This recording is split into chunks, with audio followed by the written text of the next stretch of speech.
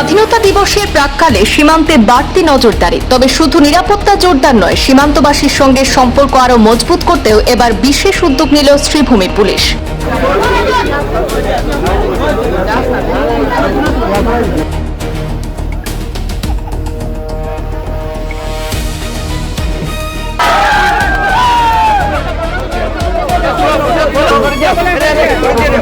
আসাম বাংলাদেশ আন্তর্জাতিক সীমান্তবর্তী বদরপুর থানা এলাকার ভাঙায় আয়োজন করা হলো senior officials interaction with border village people কর্মসূচি। ভাইব্রেন্ট ভিলেজেস প্রোগ্রামের ভাবধারা আয়োজিত এই অনুষ্ঠানে সরাসরি সীমান্তবাসীর সঙ্গে মত বিনিময় করেন পুলিশের পদস্থ আধিকারিকরা। এই কর্মসূচিতে উপস্থিত ছিলেন আসাম পুলিশের দক্ষিণ আসাম রেঞ্জের ডিআইজি জয়শ্রী খেরসা, শ্রীভূমির সিনিয়র পুলিশ সুপার লীনা দলের সহ পুলিশের অন্যান্য আধিকারিকরা।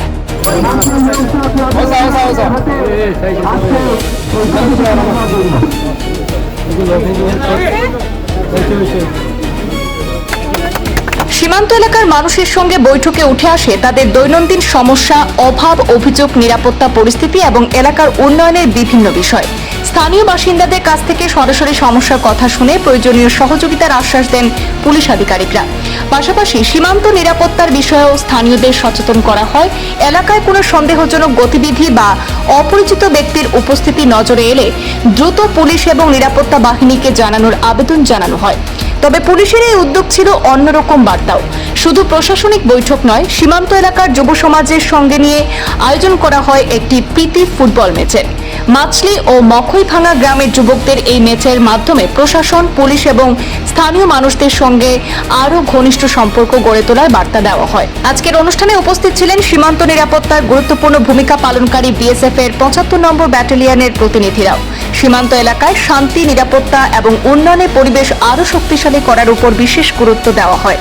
কর্মসূচি শেষে বিএসএফ এর আধিকারিকদের সঙ্গে নিয়ে সীমান্তবর্তী এলাকা পরিদর্শন করেন দক্ষিণ আসাম রেঞ্জের ডিআইজি জয়শ্রী খেরসা। স্বাধীনতা দিবসের আগে সীমান্তে নিরাপত্তা ব্যবস্থা খতিয়ে দেখা এবং স্থানীয় পরিস্থিতি সরজমিনে পর্যালোচনা করাই ছিল এই পরিদর্শনের অন্যতম উদ্দেশ্য। পরে সাংবাদিকদের মুখোমুখি হয়ে প্রতিক্রিয়া ব্যক্ত করেন শ্রীভূমি জেলার সিনিয়র পুলিশ সুপার লীনা দলে।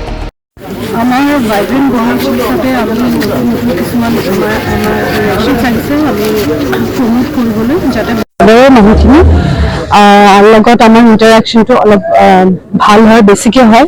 আজি আমাৰ মাননীয় ডিআইজি SR মহোদয়া তেখেত আহিলে আমাৰ লগত এই মখইভাঙাত আমি মিটিং এটা কৰিলোঁ, ইণ্টাৰেকশ্যন। তেওঁলোকৰ লোকেল মানুহখিনিৰ ইয়াৰে একেবাৰে ইণ্টাৰনেশ্যনেল বৰ্ডাৰৰ ওচৰত থাকে, তেওঁলোকৰ কি অসুবিধা সেইখিনি আমি তেওঁলোকৰ লগত মাত বিনিময় কৰোঁ আৰু তেওঁলোকে কিছুমান কথা দাঙি ধৰিলে আমি সেইখিনি আমি মানে কনচাৰ্ণ অথৰিটিছৰ লগত আমি টেক আপ কৰিম। আৰু তাৰ উপৰিও আমি আমাৰ ইণ্টাৰেকশ্যন আৰু যাতে promote sports in the among the young generation, আমি এটা ফুটবল মেটচ আজি আয়োজন কৰা হৈছিলে আৰু সেইটো মাছলি আৰু মখইভাঙা এই দুটা গাঁৱৰ মাজত এটা ফুটবল খেল হয়, খুব ৰোমাঞ্চকৰ ফুটবল খেল। আমি ইণ্টাৰেকশ্যনত এই দুখন গাঁৱৰ মানুহখিনিৰ লগত খুব ভালদৰে আমাৰ ইণ্টাৰেকশ্যন হ'ল। তেওঁলোকৰ কোঅপাৰেশ্যন আৰু তেওঁলোকৰ যোনবোৰ অপিনিয়ন দিলে, তেওঁলোকৰ ছাজেশ্যনছবোৰ দিলে, সেইখিনি আমি ল'লোঁ আৰু আমি প্ৰচেষ্টা কৰিম যাতে এই আমাৰ ইণ্টাৰেকশ্যনটো প্ৰত্যেক মাহে হৈ থাকে। আৰু আমি যোনটো এই স্পৰ্টছৰ কাৰণে য়াং জেনেৰেশ্যনক এনকাৰেজ কৰিবলৈ কাৰণে স্পৰ্টছৰ আমি যোনটো এইটো ভলীবল আৰু ফুটবলৰ মেটচ আমি মান্থলি এনেকৈ আয়োজন কৰিবলৈ আমি প্ৰচেষ্টা চলাম। আৰু এই প্ৰচেষ্টাটো আমাৰ প্ৰত্যেকটো থানাতে হ'ব। অলৰেডি নীলামবজাৰ থানাত হৈ গৈছে, আমাৰ নেক্সট বাকী 5টা থানা বাকী আছে, সেইকেইটাতো হ'ব। আমাৰ ষ্টেট বৰ্ডাৰ আছে, ইণ্টাৰনেশ্যনেল বৰ্ডাৰ আছে। বৰ্ডাৰৰ ওচৰত থকা মানুহখিনিৰ লগত যাতে আমি খুব সঘনাই ইণ্টাৰেকশ্যন কৰি থাকিব পাৰোঁ,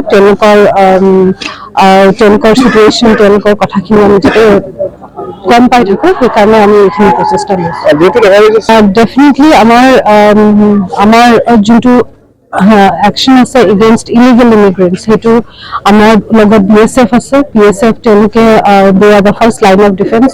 পুলিচ হ'ল ছেকেণ্ড লাইন অফ ডিফেন্স, তেওঁলোকে আমাৰ ইণ্টাৰনেশ্যনেল বৰ্ডাৰটো গাৰ্ড কৰে আৰু 24/7 তেওঁলোকে হস্তান হৈ আছে যাতে ইলিগেল মাইগ্ৰেণ্টছ শ্ৰীভূমি হৈ পিনে যাতে ইয়ালৈ সোমাব নোৱাৰে।